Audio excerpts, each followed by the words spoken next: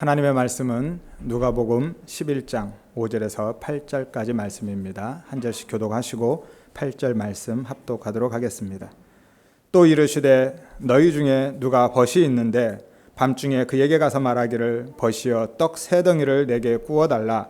내 벗이 여행 중에 내게 왔으나 내가 먹일 것이 없노라 하면 그가 안에서 대답하여 이르되 나를 괴롭게 하지 말라. 문이 이미 닫혔고 아이들이 나와 함께 침실에 누웠으니 일어나 내게 줄 수가 없노라 하겠느냐.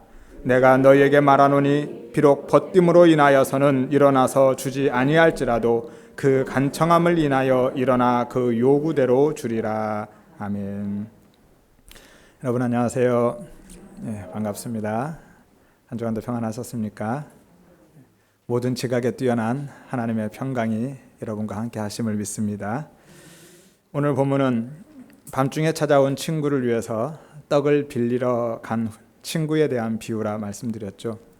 하지만 오늘 본문은 우리가 어떻게 기도해야 하는지에 대한 말씀은 아니었습니다.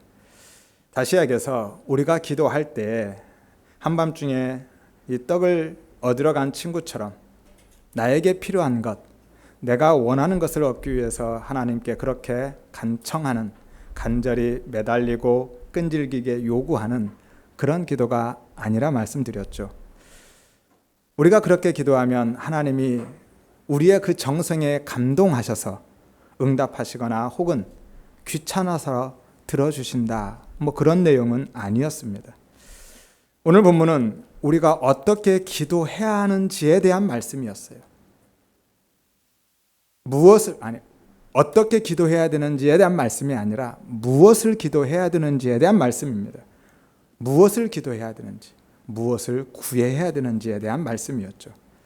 그리고 본문의 의미를 제대로 이해하기 위해서는 오늘 본문만으로는 부족합니다. 왜냐하면 오늘 본문은 비유잖아요. 부연 설명이기 때문에 이 비유의 말씀을 하기 전에 예수님이 어떤 말씀을 하셨는지를 먼저 보아야만 합니다. 그래서 앞선 본문을 살펴보아야만 하는 것이죠. 앞선 본문이 어떤 본문이에요? 주기도문이잖아요. 비유는 항상 그렇습니다. 우리가 예를 들어서 무엇을 설명할 때에는 앞에서 무엇을 쭉 이야기한 다음에 예를 들어서 있잖아, 이렇게 설명을 하잖아요. 그럼 부연 설명입니다. 오늘 예수님께서 주기도문에 대한 부연 설명을 하고 계신 거예요. 그러니까 이 비유의 핵심은 바로 주기도문에 있다라는 것이죠. 무엇을 기도해야 되는지 그 핵심이 바로 주기도문 안에 있습니다.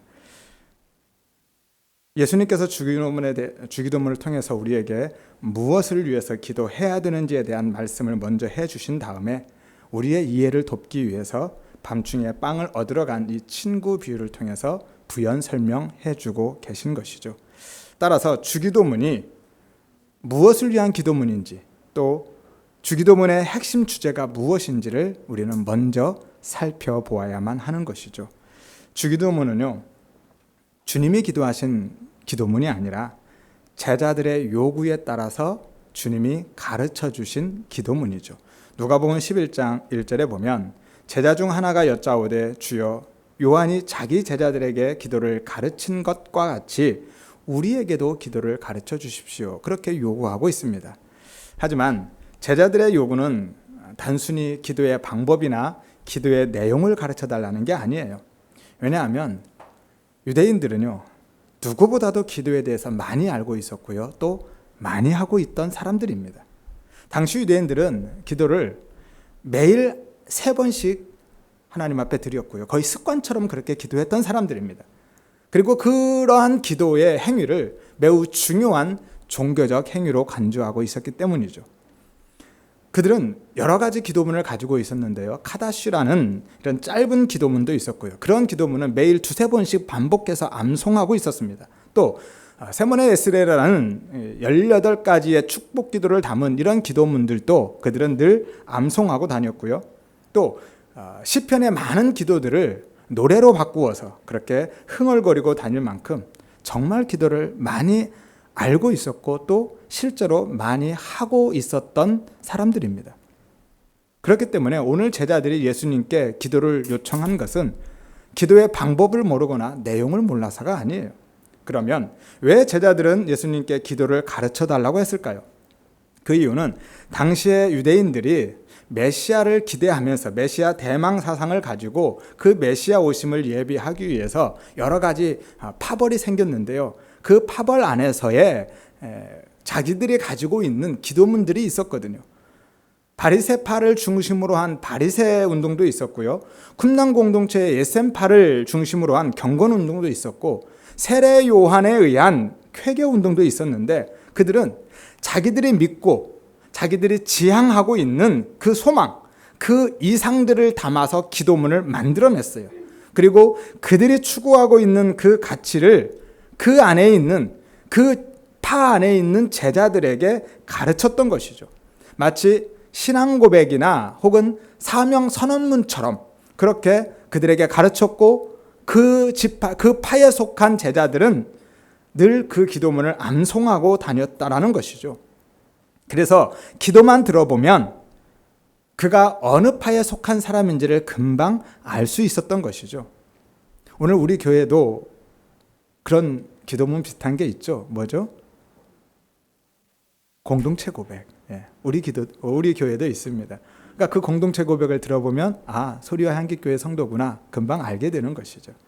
그래서 예수님의 제자들도 예수님께 자기들이 추구하고 있는 그 내용, 그 가치를 가르쳐 달라고 요구한 거예요.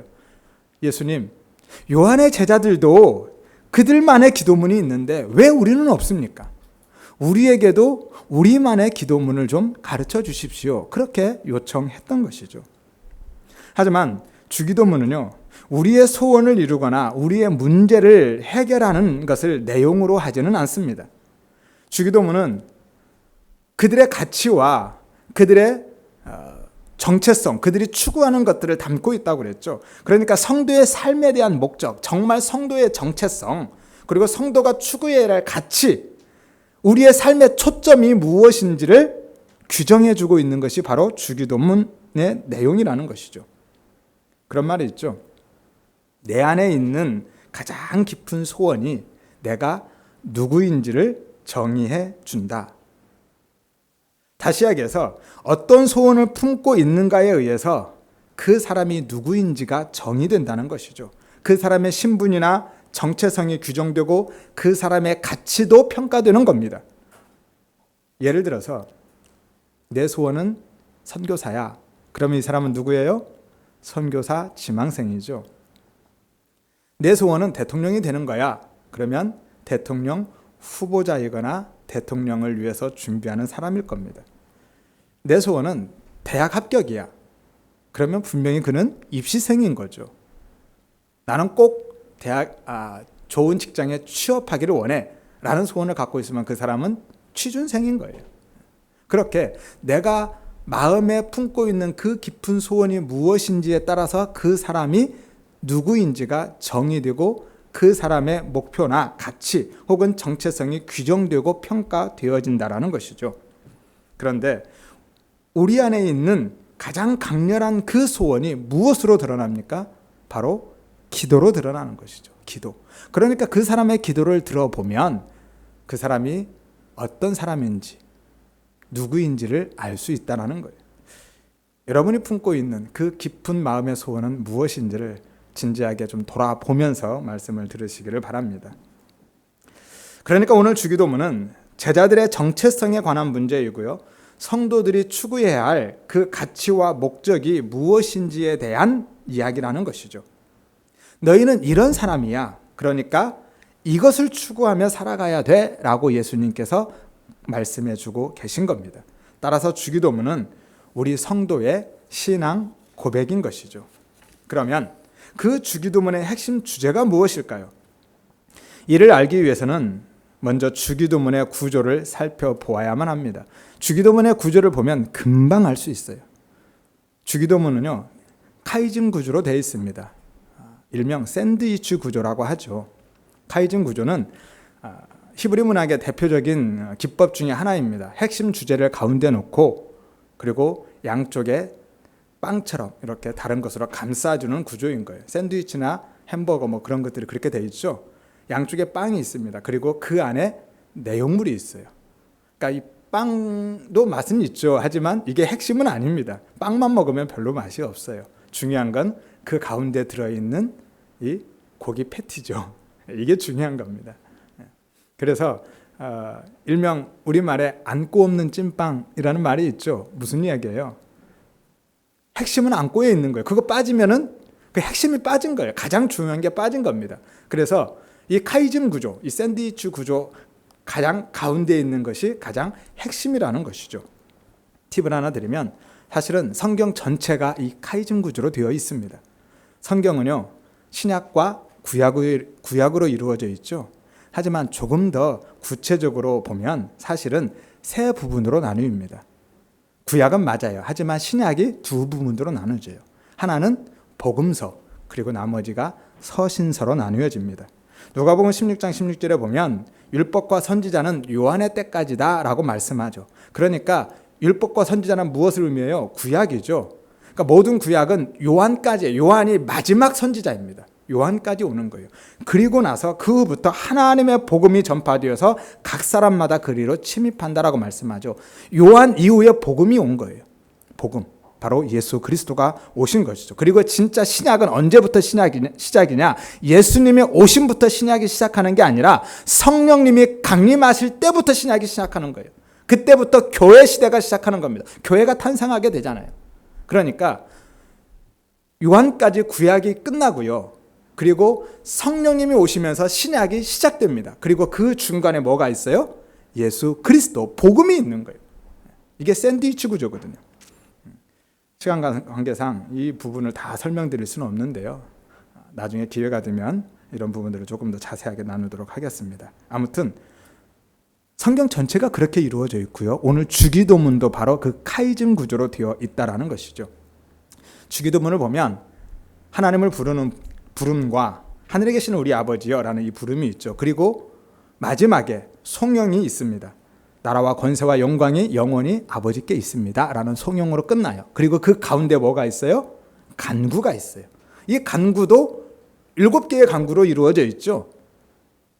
7은 완전 숫자입니다. 그런데 그 7개의 간구도 카이즘 구조로 이루어져 있어요. 그 정점, 그 핵심이 바로 중앙에 있는 네 번째라는 것이죠. 한번 띄워보시죠. 이미지를 좀 보면서 말씀드릴게요. 자, 이게 주기도문의 간구의 7가지 간구 내용입니다. 앞선 3가지는 하나님의 이름과 나라와 뜻을 위한 기도고요. 뒤에 3가지는 우리의 문제, 죄와 시험과 악에 대한 문제예요. 그리고 이 앞선 3가지와 뒤에 있는 이 3가지가 서로 역순으로 연결되어집니다. 역순으로 연결되어 있어요. 그러니까 A와 A 다시가 연결되고요. B와 B 다시가 연결되고 C와 C 다시가 연결되는데 역순으로 되어 있습니다. 그러니까 하나님의 뜻, 그 구원이 온전히 이루어지는 것은 자기 백성들의 죄 사함을 통해서 이루어지는 거예요. 자기 백성들의 죄가 사해져야 하나님의 뜻이 이루어지는 겁니다. 하나님의 뜻이 뭐예요? 하늘에서 이루어지는 하나님의 뜻이 바로 구원이잖아요. 자기 백성의 구원은 그 죄 사함을 통해서 이루어지는 것이고요. 그렇게 하나님의 뜻이 이루어진 하나님의 나라가 임한 그 사람들에게 그 나라가 완성되기 위해서는 사탄의 시험, 그 유혹에 빠지지 않아야만 가능한 것이죠. 그래서 B와 B 다시가 연결되는 겁니다. 그리고 그렇게 이루어진 하나님의 나라 안에 하나님의 이름이 거룩히 여김을 받기 위해서는 이 세상에서 악이 제거되어져야만 하는 것이죠. 이해가 되어지십니까? 이렇게 카이즘 구조는 서로 가운데 정점을 놓고 나머지 부분들이 역순으로 연결되어져 가는 것이 카이즘 구조입니다. 그런데 이렇게 카이즘 구조로 밀고 들어가다 보면 마지막 하나 남는 게 있죠. 뭐가 남아요? D가 남잖아요. 그게 뭐예요? 일용할 양식입니다. 그것이 가장 핵심이라니까요. 마치 샌드위치나 그 햄버거 안에 있는 가장 중앙에 있는 고기 패티처럼 가장 중요한 것이 그 안에 들어 있는 겁니다. 이미지는 됐습니다. 그 일용할 양식. 따라서 우리는 이 일용할 양식이 무엇인지를 알아야만 하는 것이죠. 주기도문의 모든 내용이 그렇게 일용할 양식이라는 이 핵, 그 주제로 수렴되고 있는 거예요. 그러면 주기도문의 그 모든 기도가 고작 혹은 겨우 우리가 이 땅에서 먹고 살 그 양식에 관한 기도였단 말입니까? 일용할 양식이 주기도문의 모든 내용의 핵심이라면서요. 그렇게 보면 문제가 심각해집니다. 왜냐하면 주기도문 자체뿐만이 아니라 예수님의 모든 말씀에 큰 모순이 일어나 버리거든요. 정말 이 땅에서 먹고 살 그 양식에 대한 문제라면, 그것이 일용할 양식이라면 우리는 심각한 모순에 처하게 되는 것이죠. 조금 전에도 말씀드렸잖아요. 주기도문은 우리가 단순히 먹고 사는 문제가 아니라 우리의 소원을 이루는, 우리의 문제를 해결하는 그런 문제가 아니라 정말 우리의 삶의 목적, 그리스도인의 정체성, 우리가 그리스도인으로서 추구해야 할 가치가 무엇인지, 삶의 초점이 무엇인지에 대한 규정이고 말씀이다라고 말씀드렸잖아요. 그러니까 그 일용할 양식이 무엇이냐라는 것이 중요하게 되는 겁니다. 어떤 의미일까요? 그 일용할 양식이라는 것이 주기도문의 그 전문을 기록하고 있는 마태복음 6장을 한번 보시기를 바랍니다. 한번 찾아보십시오. 오늘 누가복음에는 전문이 나오지 않았기 때문에 마태복음 6장을 한번 보시기를 바랍니다. 11절에 일용할 양식이 나오죠. 찾으셨어요? 11절에 일용할 양식이 있는데 바로 그 앞에 각주가 하나 달려있죠. 가로, 반가로 1번 각주가 있습니다. 찾으셨나요? 그 맨 아래로 내려가서 그 각주를 어떻게 설명하고 있는지를 한번 읽어보시기를 바랍니다. 한번 누가 읽어주세요. 어떻게 되어 있어요? 또는 내일 양식을, 이렇게 되어 있죠. 각주를 아무리 찾아도 없으신 분은 성경을 바꾸시기를 바랍니다. 제가 몇 번 말씀드리죠. 조금 더 쓰셔서 좋은 걸로 바꾸셔요. 왜 이런 각주를 달아놨을까요? 한 번도 생각 안 해보셨죠? 왜 이런 각주를 달아놨을까요? 이 단어가 내일이라는 의미도 갖고 있기 때문에 이 각주를 달아놓은 거예요. 내일. 이 일용할이라는 단어는요, 사실은 정말 독특한 단어입니다. 아니, 매우 생소한 단어예요. 왜냐하면 성경 전체를 통해서 딱 이 주기도문 본문에서 한 번 쓰이고 있거든요. 마태복음과 누가복음에서 이 주기도문 본문에서만 쓰이고 있어요. 다른 어떤 본문에도 이 단어가 없습니다. 지난주에 소개해드린 그 케네시 베일리에 의하면, 케네시 베일리 아시죠? 지난주에 소개해드렸는데 중동에서 성경 이 복음서를 연구하기 위해서 약 40여 년을 살았던 미국의 신약학자죠. 그는 이렇게 이야기합니다. 성경뿐만이 아니라 당시에 어떤 문헌에서도 이 단어를 찾아볼 수 없다. 그래서 복음서 저자들이, 그가 이렇게 결론을 내리는 거예요. 복음서 저자들이 의도적으로 만들어낸 단어다 라고 결론을 내립니다. 그러니까 이 일용할이라는 이 단어는 여기에만 등장하는 것이고요. 다른 어떤 본문에도 없습니다. 그래서 이 단어의 의미를 사실 제대로 알기가 어려워요. 도대체 이 일용할이라는 의미가 어떤 의미인지를 오늘 우리의 문화권에서는 당시에도 없는 단어를 써버렸기 때문에 우리는 그 단어를 이해할 수가 없다라는 것이죠. 우리의 문화 속에서는 더욱 어렵습니다. 마치 이런 것 같아요. 아이들 키워보면 애들이 지들만 아는 그 말을 하잖아요. 엄마는 정말 잘 알아들을 수도 있는데 사실은 처음 들어보면 뭔 이야기를 하는지 알아들을 수가 없어요. 오늘 그런 것과 비슷한 겁니다. 제자들이 만들어낸 단어라서 알 수가 없는 거예요. 그래서 이 단어의 정확한 의미를 알기 위해서는 어디로 가야 되냐면 아람어 성경으로 가야 되는 거예요. 아람어 성경. 당시에 이 단어는요, 일용할, 필요한이라는 의미가 아닌 내일이라는 의미로 쓰였다라는 것이죠. 이 아람어는 바벨론 언어인데요.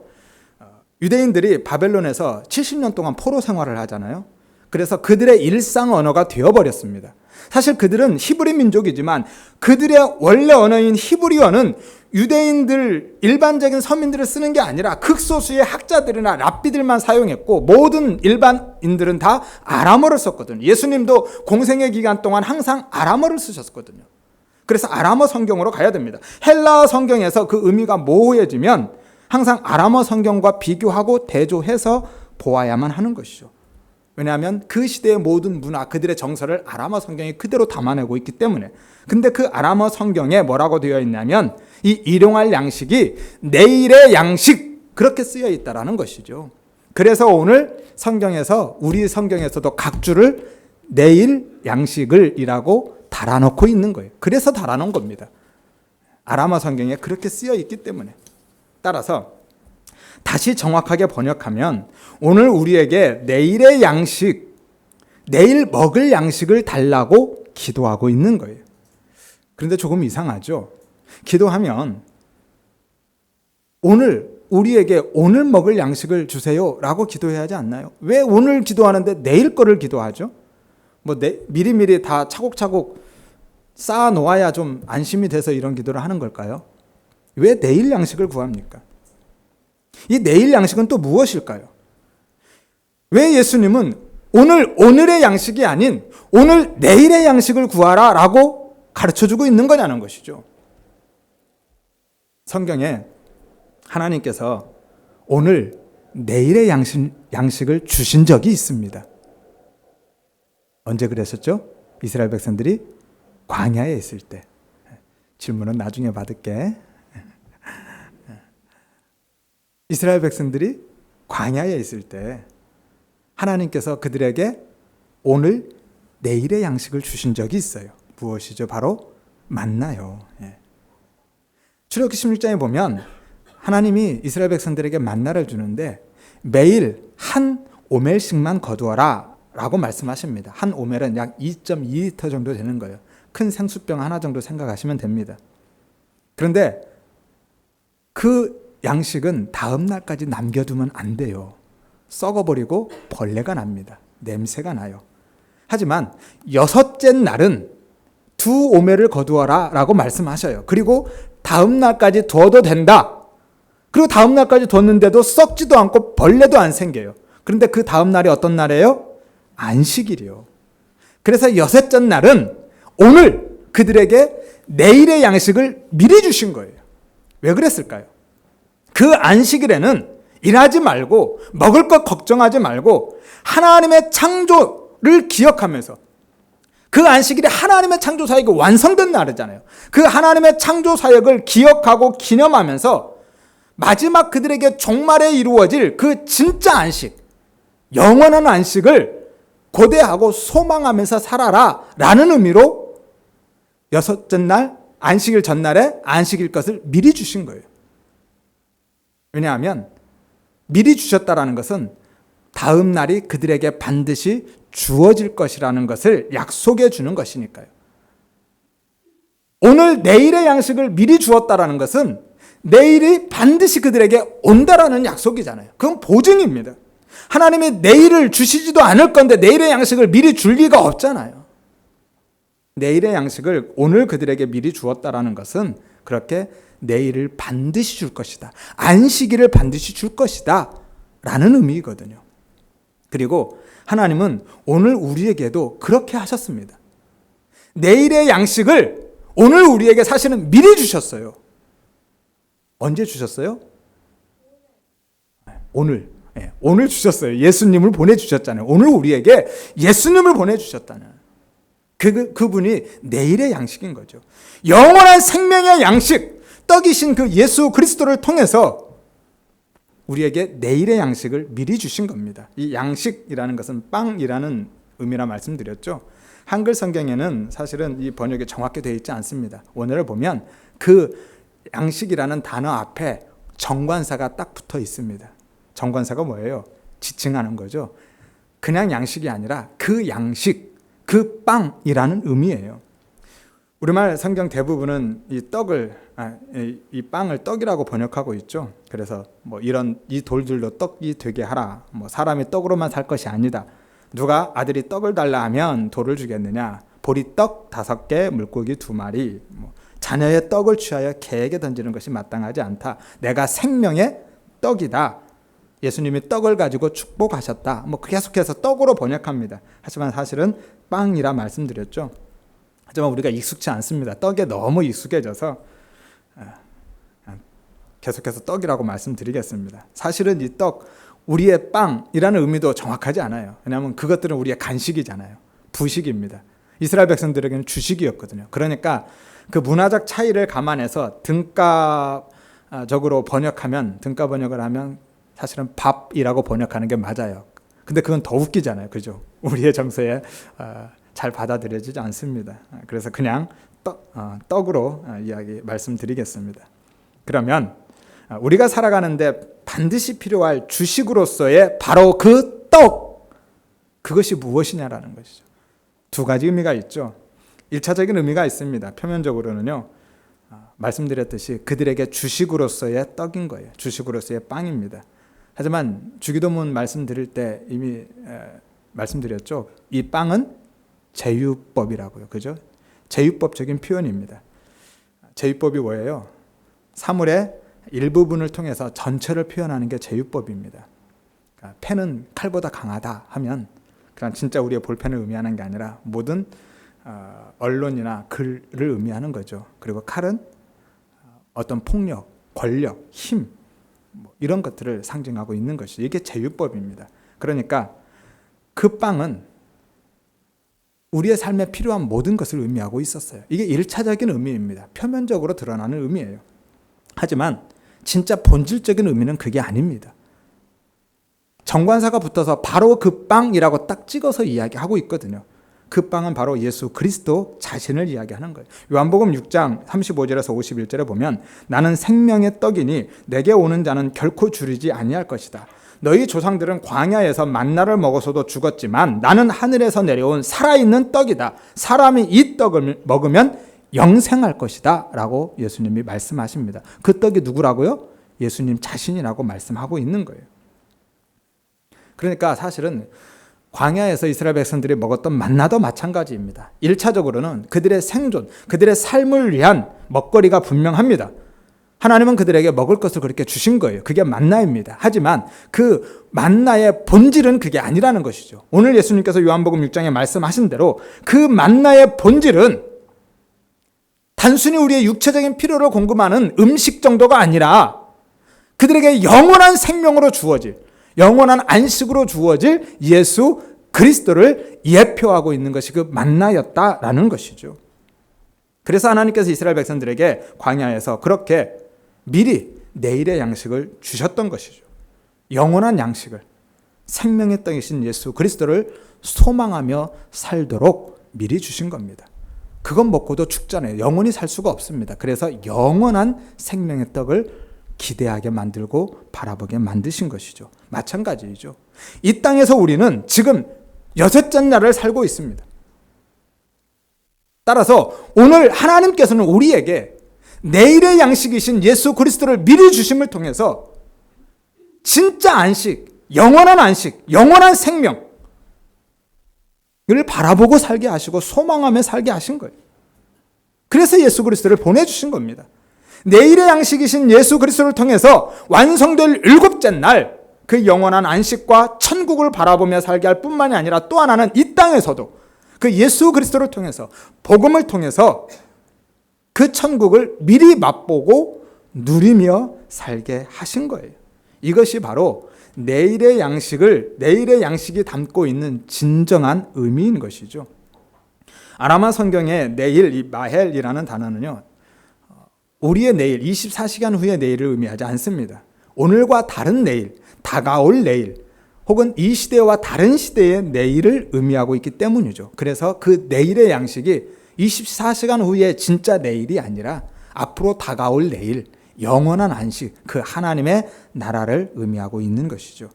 따라서 우리가 오늘 우리에게 일용할 양식, 다가올 내일의 양식을 주옵소서라고 기도한다라는 것은 우리가 지금 반드시 우리에게 이루어질 그 영원한 안식의 나라, 천국을 확신하고 내가 지금 기대하고 있습니다라는 선언인 거예요. 그리고 이 땅에서 그 내일의 양식을 통해서 예수 그리스도 그 복음을 통해서 그 천국을 우리가 소망하고 기대하는 그 영원한 하나님의 나라를 이 땅에서 미리 맛보고 내가 지금 누리며 사는 자들입니다라는 믿음의 고백, 신앙 고백인 것이죠. 따라서 오늘 우리에게 내일의 양식을 구하라고 예수님이 말씀하신 것은 바로 그 예수를 구하라는 것이고 그 예수에 대한 믿음을 구하라는 거예요. 요한복음 6장에 예수님이 오병이어의 기적을 행하신 다음에 멀리 떠나시는데요. 다음 날 무리들이 배를 타고 가버나움까지 예수님을 쫓아옵니다. 그렇게 예수님을 찾아왔을 때 예수님이 말씀하시죠. 6장 26절 29절에 보면 너희가 나를 찾은 것은 떡을 먹고 배부른 까닭이다.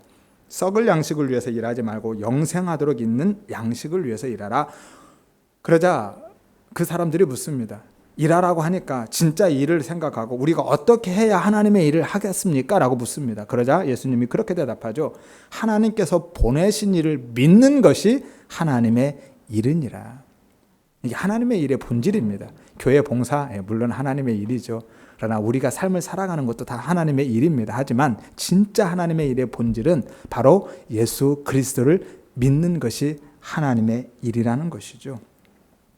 그리고 여기에서 너희가 떡을 먹고 배부른 까닭이다 라고 말씀하고, 썩을 양식, 그 썩을 떡을 위해서 일하지 말고 영생하도록 있는 양식, 그 떡을 위해서 일하라고 하니, 이 떡이 바로 주기도문에 나오는 양식과 동일한 단어입니다. 알토스라는 동일한 단어이고요. 그리고 오늘 본문, 이 누가복음 11장 오늘 우리가 나누고 있는 이 복음의 떡과도 동일한 단어인 거예요. 친구가 떡 3덩이를 빌리러 오죠. 그 떡이 바로 주기도문에서 이야기하는 양식이라는 동일한 단어입니다. 오늘 한글 성경에서는 다르게 양식, 떡 이렇게 번역해 놓으니까 같은 것으로 보기 어려운데 오늘을 보면 동일한 단어입니다. 따라서 오늘 본문의 이 떡 이야기는 바로 주기도문에서 말씀하고 있는 내일의 양식, 예수라는 떡에 대한 설명인 거예요. 예수가 누구인지, 그 내일의 양식이 무엇인지에 대한 설명이 바로 오늘 본문이라는 것이죠. 따라서 정말 우리가 구해야 하는 것, 정말 우리가 기도해야 하는 것은 이 땅에 썩을 양식이 아닌 내일의 양식, 생명의 떡, 바로 예수, 그리고 그분에 대한 그 믿음, 그것을 우리는 구해야 된다라고 예수님이 가르쳐주고 있는 거예요. 왜죠? 왜 그렇습니까? 왜 그 예수를 구해야죠? 오늘 우리가 주기도문 카이즘 구조를 통해서 보았잖아요. 그 예수에 의해서만 죄사함의 은혜가 임하고, 그 예수에 의해서만 죄사함을 통해서 하나님의 뜻, 그 구원이 이루어지잖아요. 그리고 그 예수에 의해서만 사단의 시험에 빠지지 않고, 그 예수를 통해서만 이 땅에 하나님의 나라가 온전히 임하잖아요. 하나님의 통치가, 하나님의 나라가 예수에 의해서 완성되는 거예요. 그리고 그 예수에 의해서만 이 땅의 모든 악이 제거되어지고, 예수에 의해서만 하나님의 이름이 거룩히 여김을 받기 때문에, 그래서 그 예수를 구하라는 겁니다.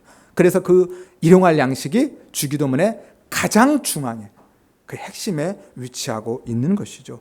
그래서 카이즘 구조의 주기도문 그 한가운데 일용할 양식, 내일의 떡, 예수 그리스도가 그렇게 자리 잡고 있는 겁니다. 그리고 오늘 9절에서 제자들에게 구하라, 찾으라, 두드리라 라고 말씀하시는 것을, 무엇을요? 그 떡을, 그 양식을 구해라, 그것을 찾아라, 두드려라 라고 말씀하는 거예요. 왜요? 반드시 줄 거니까. 오늘 내일의 양식을 준다라는 것은 그들에게 내일을 보장해 주고 있다라는 것이죠. 오늘 우리에게 그 양식을 구하라고 하는 것은 구하면 반드시 그것을 주겠다라는 약속인 겁니다. 왜 기도해야 된다고요? 반드시 줄 거니까 포기하지 말고 기도해라라는 거예요. 그래서 10절에서 12절에 보면 구하는 이마다 받을 것이고 찾는 이가 찾아낼 것이고 두드리는 이에게 열릴 것이다. 너희 중에 아비든 자로서 누가 아들이 생선을 달라 하면 생선 대신에 뱀을 주고 알을 달라 하면 전갈을 주겠느냐라고 말씀하시는 거예요. 마태복음 7장 9절에서 10절에 보면 너희 중에 누가 아들이 떡을 달라 하면 돌을 주고 생선을 달라 하면 뱀을 주겠느냐라고 말씀하시는 거예요. 팁을 하나 더 드리면 이 떡, 생선, 알, 이것은 당시에 유대인들이 일반적으로 먹던 일반적인 음식이었습니다. 그런데 우리의 문화 속에서는 사실 이 떡이나 생선, 알과 혹은 돌이나 뱀, 정갈과는 잘 연결이 안 되어지죠. 전혀 엉뚱한 단어인 것 같지만 사실은 그들의 문화를 보면 그렇지 않습니다. 지난번에 말씀드렸죠. 떡은 어떤 사이즈라고요? 한 손으로 이렇게 움켜 잡을 만한 돌의 크기 정도. 돌이 둥글기도 하지만 그 정도 사이즈입니다. 그래서 항상 이 떡과 돌은 같이 비유로 쓰고 있는 거예요. 그래서 예수님이 광야에서 시험 받을 때 사단이 이 돌들로 무엇을 만들어라? 떡 만들어 먹어라 그런 거예요. 비슷하니까 모양이. 생선과 뱀도 마찬가지입니다. 뱀은요 진짜 우리가 생각하는 그런 뱀이 아니라 외형적으로 뱀처럼 생긴 것, 생선이기는 한데 그 갈릴리 바다에 있는 그 바르부트라는 생선이라고 하죠. 그냥 장어 생각하시면 됩니다. 그렇게 뱀처럼 비슷하죠. 그런 생선인 거예요. 근데 문제는 그런 생선은 유대인들이 먹을 수가 없어요. 왜? 비늘이 없으니까. 당시에는 율법을 지키고 있었기 때문에. 그러니까 먹을 수 있는 생선을 요구한 아들에게 먹을 수 없는 그 생선을 줄 수 있겠느냐라는 거예요. 그럴 수 없다라고 이야기하는 거거든요. 알과 전갈도 마찬가지입니다. 제가 이미지 찾아봤는데 전갈이 진짜 이 뒤로 이렇게 딱 허리를 뒤로 꺾죠. 그래서 이렇게 꼬리를 머리까지 딱 꺾고 있는 거 보니까 진짜 공처럼 알처럼 둥그렇게 생겼더라고요. 그래서 이렇게 비유하고 있는 거예요. 그 정갈은 그 사막 지역에 정말 많이 살고 있던 것들이거든요. 아무튼 오늘 본문의 비유는 그렇습니다. 아들은 아버지에게 틀림없이 받을 것이고, 그리고 그 받는 것은 어떤 것이다? 좋은 것이다, 선한 것이다 라는 거예요. 13절에 말씀합니다. 너희가 악할지라도 좋은 것을 자식에게 줄 줄 알거든 하물며 너희 하늘 아버지께서 구하는 자에게 무엇을? 성령을 주시지 않겠느냐라고 말씀하시는 거예요. 마태복음에서는 좋은 것이라고 하는데 이 좋은 것이 무엇인지를 오늘 본문에서는 딱 찍어서 이야기합니다. 그게 뭐라고요? 성령님. 따라서 내일의 양식, 생명의 떡이신 예수 그리스도를 구하면 반드시 줄 것이다. 안 줄 수가 없다라는 거예요. 왜요? 악한 사람도 자식에게 좋은 것 주는데 내가 너희 하늘 아버지 아니냐? 근데 내가 안 줄 수 있겠느냐라고 하는 거예요. 이 땅에 사는 사람들도 수치를 당하지 않기 위해서는 줄 수밖에 없는데 하물며 신실하신 하나님께서 주시지 않겠느냐라고 말씀하신 것이죠. 하나님이 주시지 않는다면 하나님은 악한 사람보다 더 못한, 더 악한 분이 되어버리기 때문에 반드시 주실 수밖에 없다라고 말씀하시는 거예요. 그런데 오늘 예수님은 우리에게 이미 오셨고 이미 주어졌잖아요. 그럼 왜 또 구하라고 합니까? 이미 주셨는데, 우리 안에 예수 그리스도가 있는데 뭘 또 구하라는 거예요? 계속 구하라며, 이 예수를. 왜냐하면 우리 안에 계신 그 예수님, 그 예수의 삶이 드러나거나 나타나지 않기 때문인 거예요. 그래서 구하라고 하는 겁니다. 예수의 삶을 구하라는 거죠. 내 삶 가운데 그 예수가 드러나고 내 삶을 통해서 그 예수님이 나타나기를 위해서 구하라는 거예요. 그래서 13절에 내일의 떡, 내일의 양식, 예수를 구하는 자에게 성령님을 주신다라고 말씀하시는 거예요. 왜요? 그 성령님께서 하시는 일이 그 일이니까. 성령님이 하시는 일이 바로 예수의 삶을 살아가게 하신 일이 성령님이 하시는 일이에요. 자기 백성들에게, 하나님의 백성들이 예수의 삶을 살도록 성령님이 하십니다. 하나님의 말씀을 생각나게 하고 깨닫게 하고 성령님께서 우리를 다스리시고 통치하시며 그렇게 이끌어 가시는 거예요. 그 일을 성령님이 하시는 거예요. 그래서 예수의 삶을 구하는 자들에게 성령님을 주시겠다라고 말씀하고 계신 거예요. 성령님께서 우리 안에 역사하셔서 그 예수의 열매를 맺게 하시기 때문에, 그래서 밤낮으로 그렇게 예수의 떡, 그 진짜 내일의 양식, 영원한 생명의 떡을 구하는 성도들에게 하나님은 그렇게 반드시 응답하신다라는 것이죠. 누구를 통해서? 성령님을 통해서. 그래서 우리를 무엇이 되게 해요? 떡이 되게 하는 거예요. 떡. 진짜 예수가 되게 하는 겁니다. 작은 예수로 살아갈 수 있도록, 진짜 예수의 삶을 살 수 있도록 누가 하셔요? 성령님이. 따라서 하늘의 떡을 먹은 성도는 마땅히 하나님 나라의 백성다운 삶, 떡을 닮은 삶을 추구해야만 하는 것입니다. 이것이 마태복음 18장에서 말씀하고 있는 불의한 재판장 비유인 거예요. 이게 과부의 원한인 겁니다. 밤낮 부르짖는 택한 자들의 원한, 그 원한이 바로 이것인 거예요. 원한은 원수에 대한 피해 복수, 보복 혹은 안갚음, 그런 게 아닙니다. 그런 것은 진짜 성도의 원한이 될 수가 없거든요. 그리스도가 내 안에 있는데 어떻게 그런 피해 보복을 원한으로 품고 이를 갈면서 살겠습니까? 또 설령 그런 원한이 있다 한다 할지라도 그런 원한을 정말 이 과부처럼 그렇게 붙들고 늘어지고 끈질기게 요구한다 할지라도 하나님의 그 원한을 들어주시겠습니까? 엄마가 요리하는데 그 부엌칼 달라고 애가 그렇게 보채고 땡깡 부리고 뒹군다 할지라도 그 칼 던져주겠느냐는 거예요. 그럴 수 없잖아요. 그러니까 그 원한은 그런 진짜 우리의 삶에 있는 피 맺힌 그런 복수가 아니라 예수의 삶에 대한 간절한 소원, 그 삶을 방해하고 있는 죄에 대한 소원, 원한, 여전히 부장지향적인 삶을 살아가고자 하는 데 대한 원한, 그 원한을 이야기하는 거예요. 그러한 원한, 그러한 마음의 깊은 소원을 갖고 항상 기도해라 라고 말씀하는 겁니다. 왜? 내가 들어줄 거니까 포기하지 말아라. 세상적인 내 욕심을 이루기 위해서 끈질기게 떼쓰고 매달려서 그렇게 하나님의 보좌를 흔들어대서 얻어내라는 게 말씀이 아니라는 것이죠. 하나님의 보좌를 움직이는 기도는 그런 기도가 아닙니다. 하나님의 마음을 돌리는 기도는, 돌이키는 기도는 그런 기도가 아니에요. 무조건 떼쓰고 매달린다고 하나님이 마음을 돌이켜서 들어주시는 게 아니시죠. 사실 설령 들어주신다 하실지라도 그렇게 떼쓰고 고집써서 한마디로 땡깡불에서 얻어내는 것들은 우리에게 유익하지 않습니다. 사실 성경에 그런 경우가 있어요. 성경에 정말 하나님이 아니라고 하는데 끝까지 고집써가지고 얻어낸 경우가 있습니다. 어떤 경우예요? 이스라엘 백성들이 하나님께 왕을 요구한 경우. 하나님 우리에게도 왕을 주십시오. 하나님이 야, 안 돼. 내가 너희의 왕이잖아. 아니에요. 하나님 우리에게도 왕을 주십시오.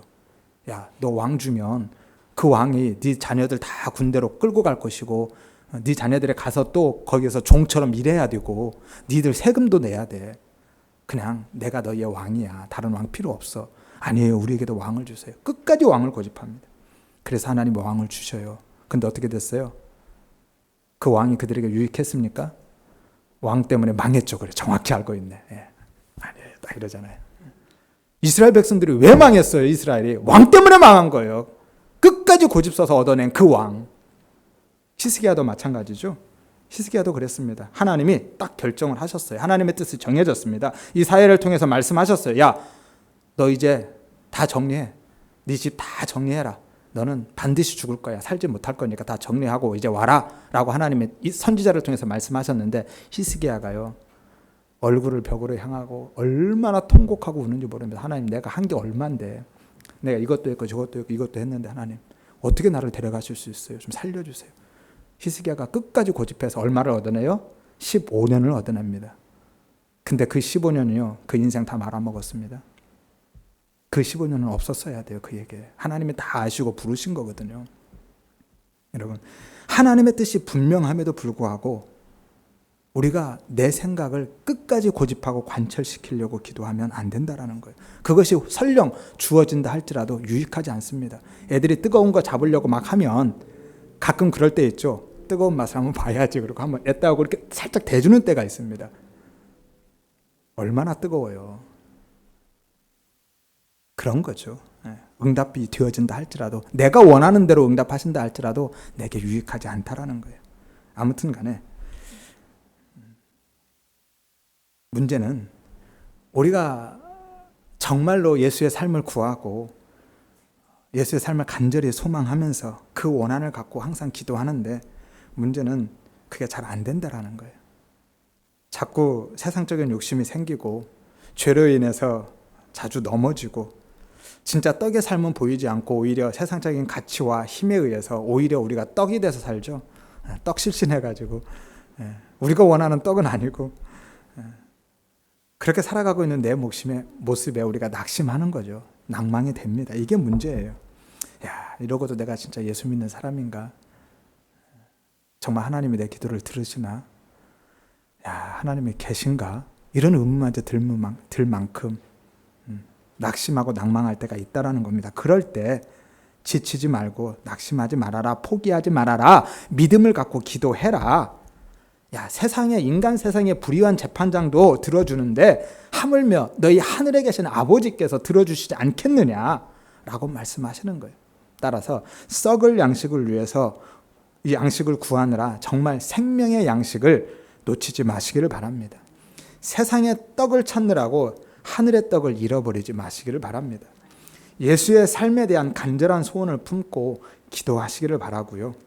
그래서 정말 우리의 삶이 예수로 사는, 예수의 삶으로 사는 참된 성도의 삶을 살아가시기를 주의 이름으로 축원드립니다. 하나만 더 생각해보고 마치겠습니다. 그러면 오늘 우리는 하늘의 떡만 구해야 하는가? 정말 예수만 구하고 그 믿음만 구하며 살아야 되는가? 그 은혜만 구해야 되는가? 세상의 떡, 우리의 삶에 필요한 것들은 그런 조건들은 구하면 안 된다라는 겁니까? 그러면 안 되나요?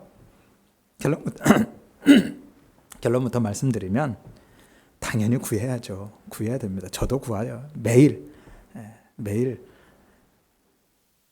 제 필요뿐만이 아니라 우리 교회와 우리 성도님들 한 분 한 분 기억하면서 자녀들, 손주들까지 이름 불러가면서 매일 기도해요. 저희 교회를 위해서 후원하고 기도해주는 모든 분들, 또 교회들도 생각하면서 기도하고요.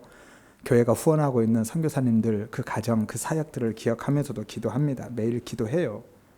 기도해야죠. 왜 기도해야 됩니까? 그 기도가 하나님의 뜻을 분별하고 확인하는 거기 때문에 기도하는 거예요. 또 하나는 그 기도가 하나님께 다 내 모든 것들, 우리의 삶의 전부를 하나님께 맡겨드리는 거기 때문에 그리고 그 믿음의 고백이기 때문에 내가 하나님을 진짜 의지하고 의존한다라는 믿음의 고백이잖아요. 증거이고요. 그래서 기도하는 겁니다. 또 그 기도를 통해서 하나님과 교제하기 때문에, 그 기도를 통해서 하나님의 은혜가 공급되어지기 때문에, 그 기도가 하나님과의 교제와 은혜의 통로가 되기 때문에 기도하는 겁니다. 그래서 기도하는 거예요. 판단은, 결정은 다 하나님이 하실 거예요. 그 판단과 결정을 다 하나님 앞에 맡겨드리는 겁니다. 그리고 우리는 하나님의 뜻이, 하나님의 판단과 결정이 무엇인지를 분별하기 위해서 기도하는 거고요. 그리고 하나님 앞에 순종하기 위해서 기도하는 겁니다.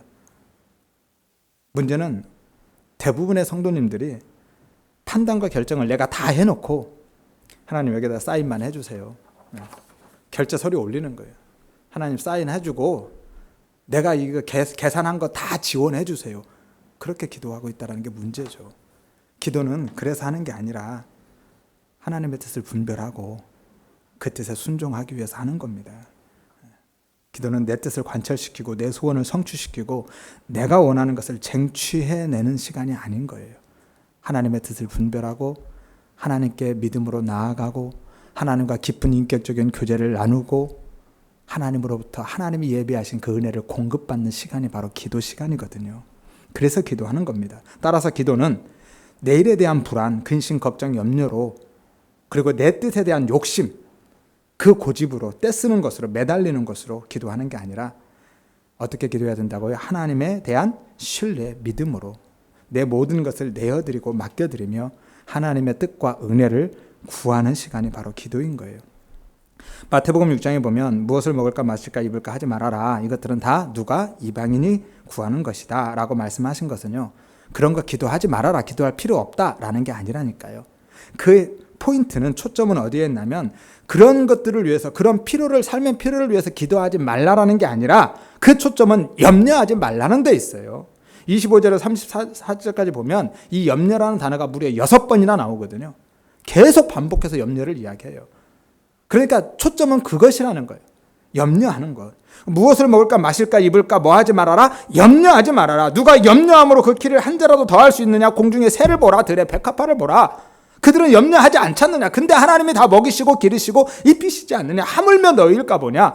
너희 하늘 아버지께서 이 모든 것이 너희에게 있어야 할 걸 다 아니까 염려하지 말아라 라고 말씀하고 계신 것이죠. 염려에 초점이 있는 것이지 구하지 말라라는 게 아니에요. 그래서 기도는 어떻게 하는 거라고요? 염려하지 않고 감사함으로 하는 거라니까. 그렇게 하라고 말씀하시잖아요. 여러분, 기도에 더욱 힘쓰시기를 바랍니다. 불신자들처럼, 이방인처럼 염려함으로, 근심, 걱정, 두려움, 불안, 초조로 그렇게 치성드리고 공들이면서 매달리고 울고불고 떼쓰고 고집쓰고 하는 그런 기도가 아니라 어떻게 해요? 지난주에 말씀 나눴죠? 의심하지 않는 믿음으로, 정말 하나님에 대한 신뢰와 의지를 가지고, 또 염려하지 않는 감사함으로, 또 낙심하지 않는 인내함으로, 또 내 뜻, 내 계획이 아닌 하나님의 뜻대로, 내 욕심이 아닌 하나님의 뜻대로 그렇게 기도하시기를 바랍니다. 하여서 하나님의 뜻을 분별하시고 정말 그 뜻에, 분별된 그 뜻에 하나님의 뜻이 판단되고 결정이 되면 그 뜻에 순종하시기를 바랍니다. 그래서 정말로 예수의 삶을 드러내고 나타내는 떡된 삶, 진짜 성도의 삶을 살아가시기를 주의 이름으로 축원드립니다.